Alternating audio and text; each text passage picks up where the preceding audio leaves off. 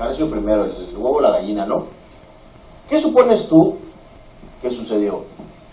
El factor político le pidió a la Iglesia Católica reformar este artículo, o al revés, o la Iglesia Católica está pidiendo la incursión política para reformar este artículo.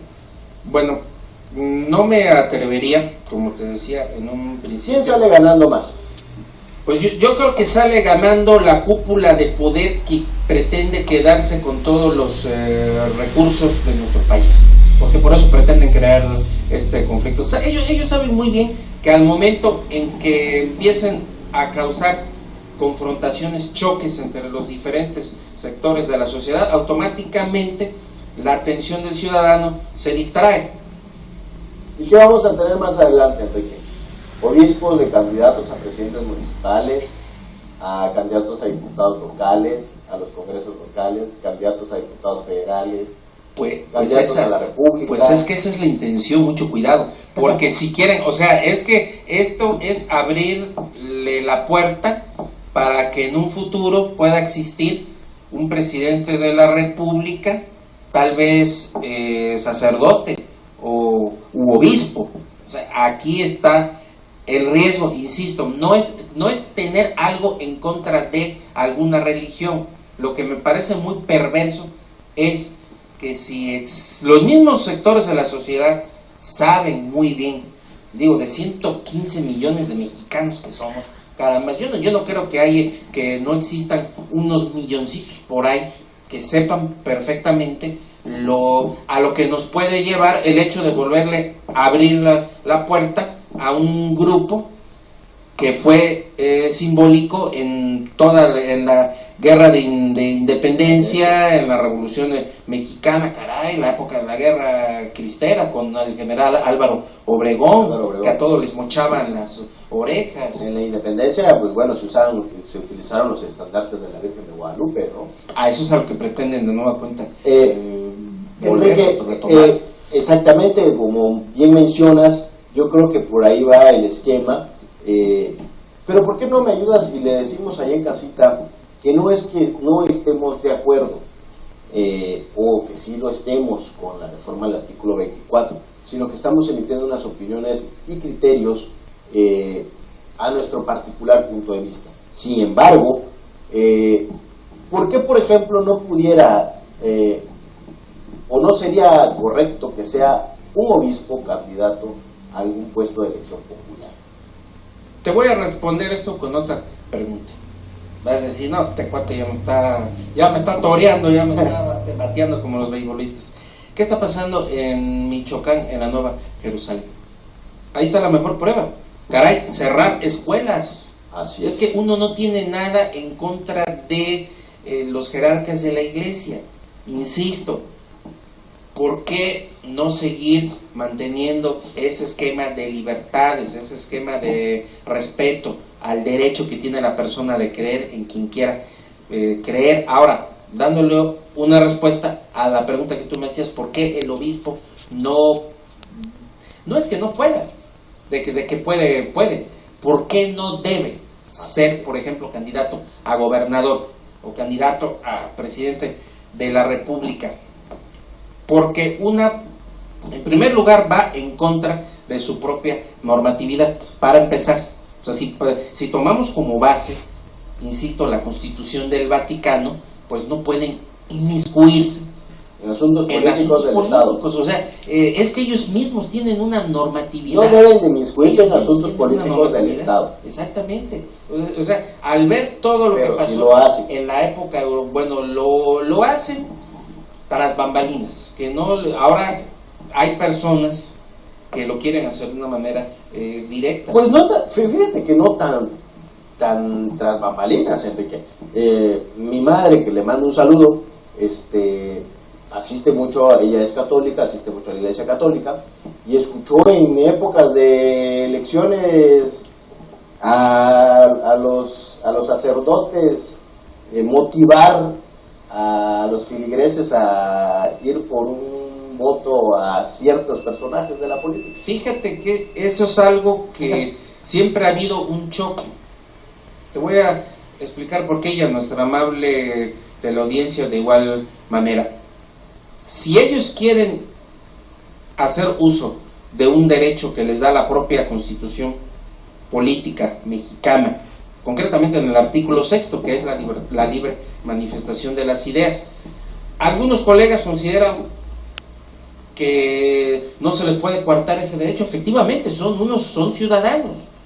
Ellos pueden emitir una opinión, no, porque tampoco no estoy de acuerdo en que el hecho de que sea un padre, o sea un pastor o dirigente de cualquier otro credo religioso, no, sabes que tú no puedes opinar, tú no puedes decir qué te parece el hecho de que Enrique Peña Nieto, por ejemplo, haya sido declarado presidente electo, ¿no? Es que ahí no se les puede coartar, ¿no? Es muy diferente allá involucrarse de una manera más directa y pretender imponer. En lo que estamos en contra es en la pretensión de querer imponer.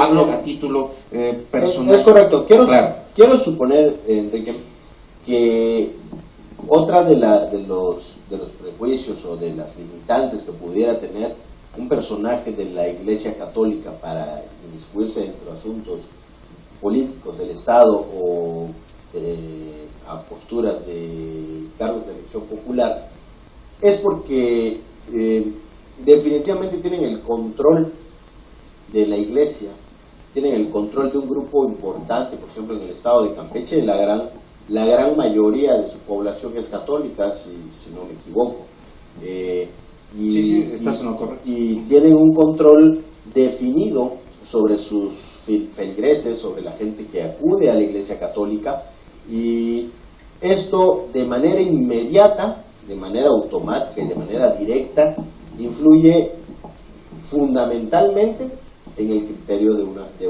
una persona en el momento de tomar una decisión electoral.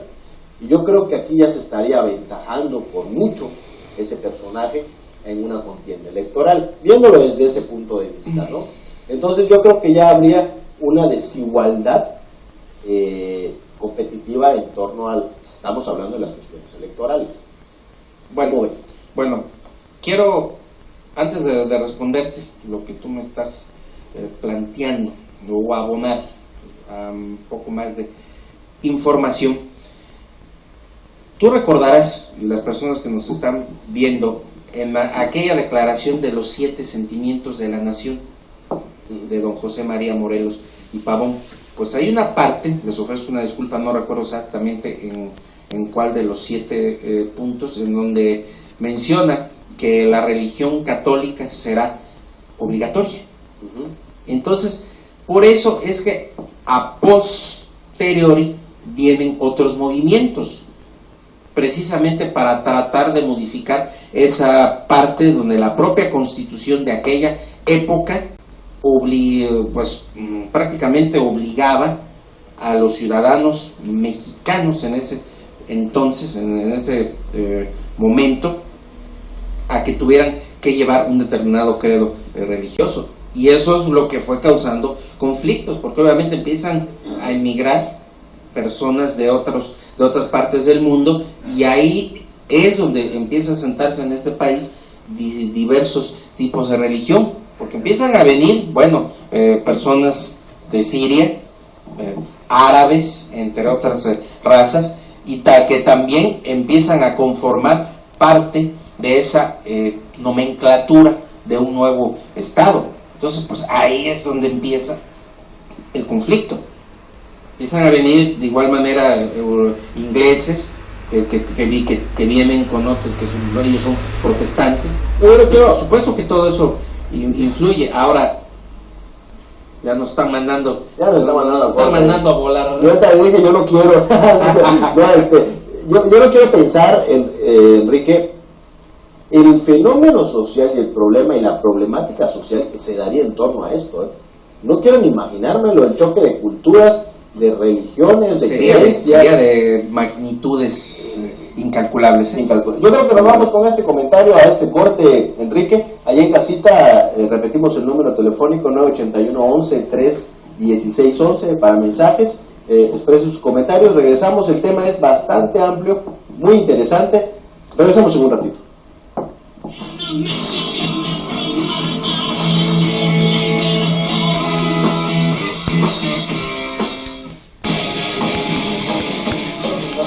Regresamos a nuestras posturas porque nos agarraron en shock. Mi estimado Enrique, acá en casita estamos platicando en corte y fíjate que es muy interesante el comentario que me haces. Me gustaría que lo hagas público, si no tiene ningún inconveniente, lo externes aquí. Para nada. Lo que me comentabas de cómo se iría, nosotros estamos viendo nada más porque es el tema en boga, el artículo 24, pero ¿qué artículos están directamente involucrados con este tema? Bueno, es el artículo 3 de la Constitución también, de igual forma, porque es el que te habla de una educación laica. Entonces, es el 3 y es el 130, que de igual manera tiene que ver con el asunto de la religión, de la manera en que está regulada, el famoso principio histórico. Me acaban de mandar un mensaje, disculpa que te interrumpa, Enrique, precisamente por eso. ¿Qué relación tenía el artículo 3 con el artículo 24? Pero bueno, más que puntual con tu comentario. Bueno, lo que pasa es que el artículo 3 habla de una educación que es laica y gratuita. Entonces, a través de ese principio de la educación laica es precisamente respetando esa garantía constitucional o ese derecho humano que está contemplado a su vez en el artículo 1 de la Constitución, en la cual va a evitar que la persona sea discriminada por su credo religioso, valga la expresión. Ahora, ¿de qué manera se vincula el artículo 3 con el artículo 24? Bueno, porque la base es la educación. ¿Me quieres o quiero entender? Y el 130 de igual manera, porque el 130 es el que establece esa famosa división, ese principio histórico de la separación entre la Iglesia y el Estado y la manera en que van a estar organizados, pero también pretenden irse sobre ese artículo que es el 130, ¿vale? Son tres fundamentales. Hay un artículo que yo consideraría que lo estoy dejando pasar, que es el artículo 40. Si no me falla la memoria, les voy a pedir de favor que si estoy en un error, por favor, me corrijan, porque nos puede suceder. Hablan de una república laica. Entonces, ¿qué es lo que pasa? Por un lado, un grupo de legisladores empezaron a poner de 3 años para acá, han estado muy movidos, por un lado tratando de poner todavía más candados para evitar que esta situación tenga lugar o se logre concretizar este proyecto de algunos grupos. Insisto, yo no me atrevería a acusar a ninguna religión, sí quiero ser muy responsable en eso, de algunos grupos perversos que se están prestando o están haciéndole el juego a su vez a algunos organismos internacionales, ¿sí? Porque insisto, o sea, aquí en esta nota que te cité al principio, claro, yo creo que está muy claro de dónde viene todo.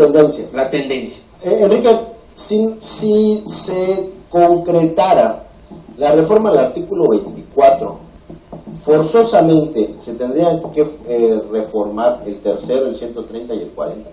Bueno, acabas de tocar otro tema muy interesante. Van a chocar. Entonces, eso es lo que va a pasar. Entonces viene un choque. Viene un choque, viene una controversia, viene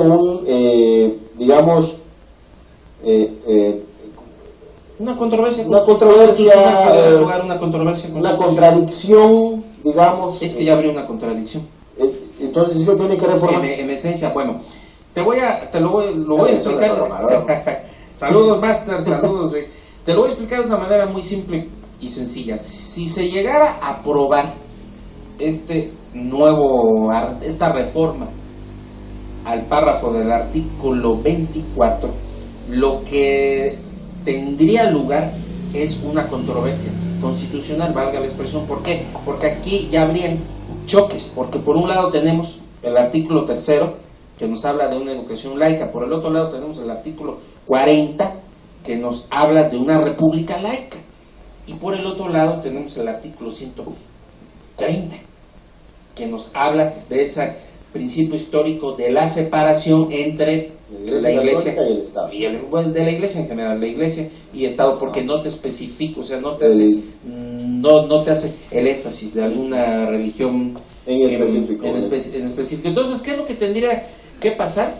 Que ese grupo de legisladores que estén en desacuerdo, como lo establece el artículo 105 de la Constitución, cuando te habla de sujetos legitimados, así se llama la figura, sujetos legitimados para poder interponer las controversias constitucionales, y así hacer a través de una resolución de la Corte, ya sea que se venga para abajo toda esta reforma, o bueno, aquí sería muy interesante saber efectivamente a qué le está jugando concretamente todo el sistema político mexicano. A través de las resoluciones de la Suprema Corte es la mejor prueba de esa manera que tiene de jugar el sistema político mexicano, esos vaivenes, algo similar. No sé si alguna vez tú que eres licenciado en Ciencias Políticas leíste una obra por ahí llamada Diálogos en el Infierno entre Maquiavelo, entre Maquiavelo y Montesquieu. Ahí te vas a dar cuenta claramente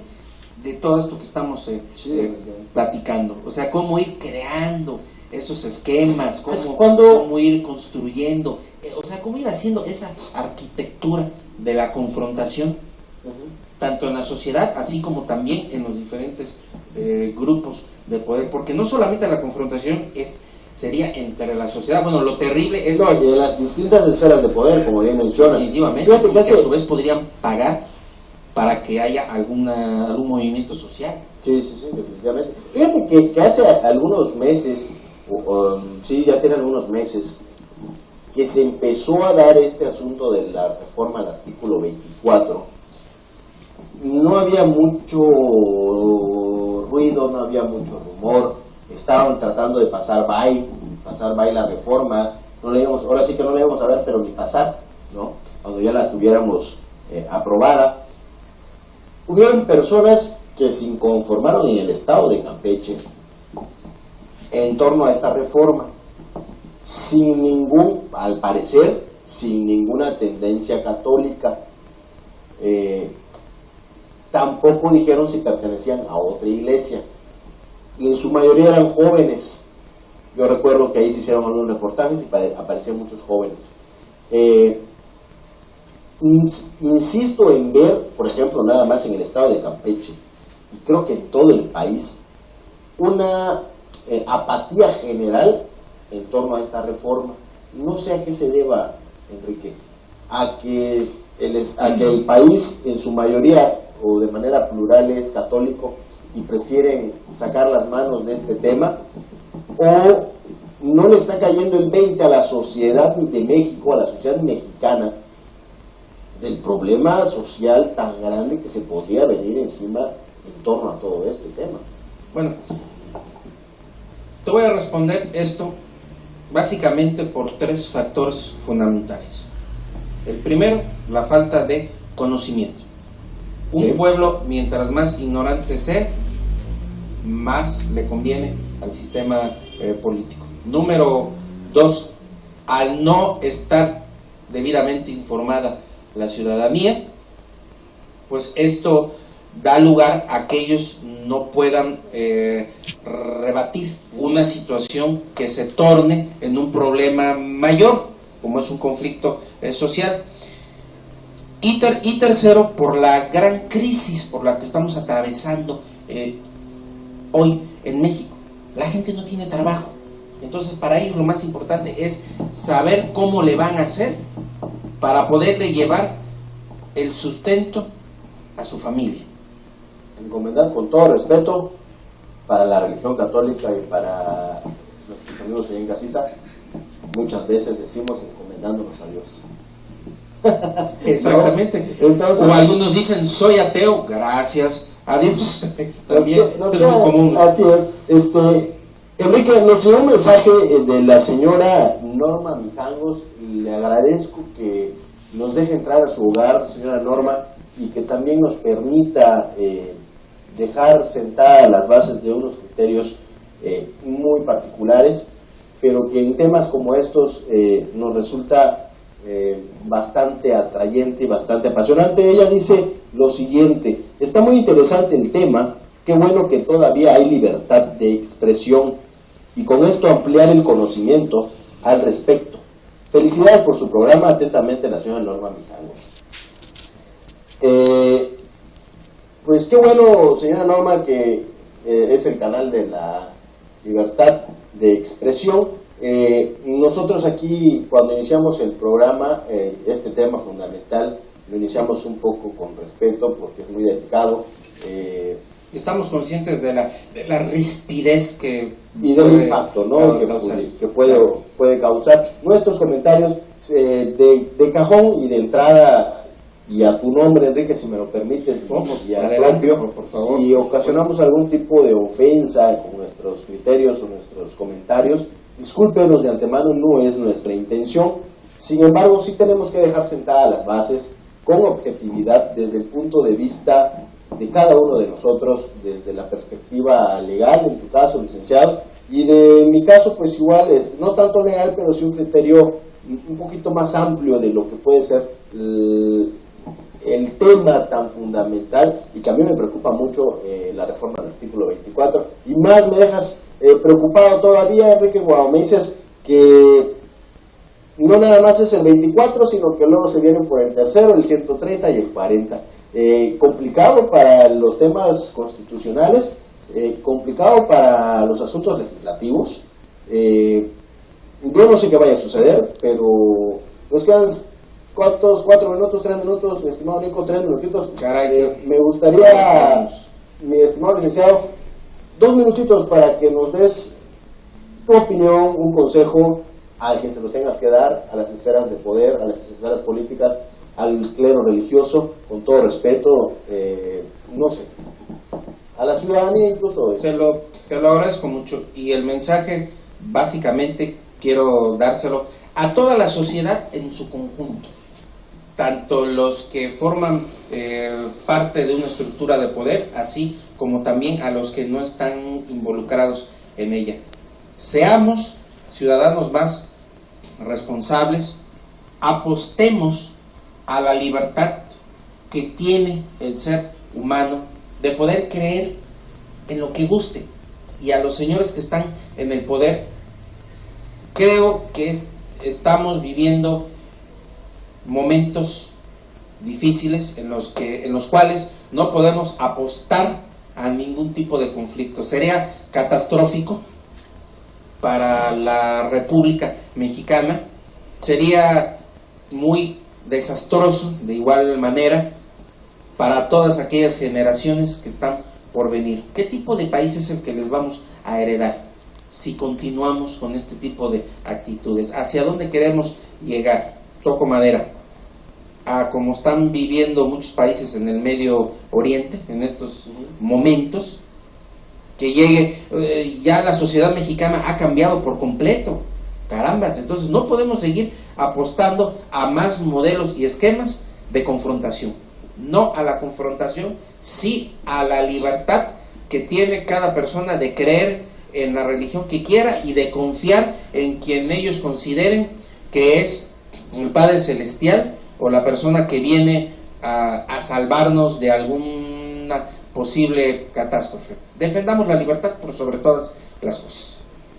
Licenciado, te agradezco mucho tu presencia, tus criterios, tus opiniones el día de hoy. Esperemos verte por aquí pronto de nuevo. Me gustaría abundar en este tema. Con todo gusto, las veces que me invites aquí muy amplio. Estaré. Y allá en casita les agradezco muchísimo su atención, sus opiniones por mensaje. Nos despedimos, nos vemos el próximo viernes. Cuídese de la lluvia, protéjase al salir. Las enfermedades están al orden del día. Nos vemos el próximo viernes en este programa Temas Tabú. Gracias por su preferencia. Buenas noches. Buenas noches.